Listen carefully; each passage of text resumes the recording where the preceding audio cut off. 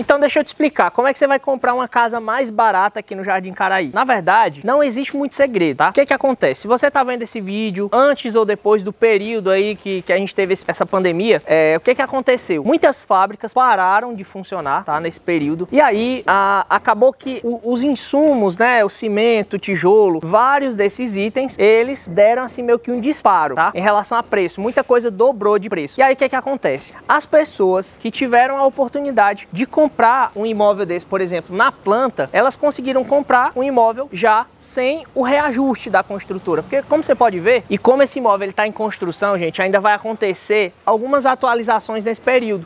Então, como é que você faz para comprar um imóvel mais barato aqui no Jardim Caraí? É simples. Hoje você pode optar, por exemplo, por imóveis que estão nessa fase de construção ou imóveis que estão 100% na planta, estão começando agora. Se hoje a tua disponibilidade de recurso ela ainda é pequena, hoje você tem possibilidade de comprar imóveis que estejam bem no zero mesmo, ou seja, o terreno ele esteja ali no início da construção, já você vai ver um terreno como esse que eu vou te mostrar, por exemplo, e casas como essa que estão em fase já de acabamento, iniciando aí a parte de acabamento. Então, o que acontece? Esse tipo de imóvel, você tem a possibilidade de conseguir adquirir e ao mesmo tempo economizar. Por quê? Porque quando ele estiver pronto, a construtora, consequentemente, ela tende a atualizar o preço, ela tende a aumentar um pouco o valor e por esse motivo, você comprando na planta, você tem como economizar, você tem como ter esse benefício de economia, tá? Então, dessa forma, a gente fica muito mais prático aí para você conseguir adquirir o seu imóvel, você conseguir economizar na compra da sua casa. Até porque nesse exato momento, a construtora ela está beneficiando os compradores desses imóveis com toda a documentação paga pela construtora, tá? Então, imagina só, a documentação você já vai economizar em torno de uns 5, 6 mil reais. Se você consegue economizar mais 5 mil reais aqui na compra da sua casa, no momento em que ela está em construção, você consegue reservar esse imóvel, já economizando toda essa parte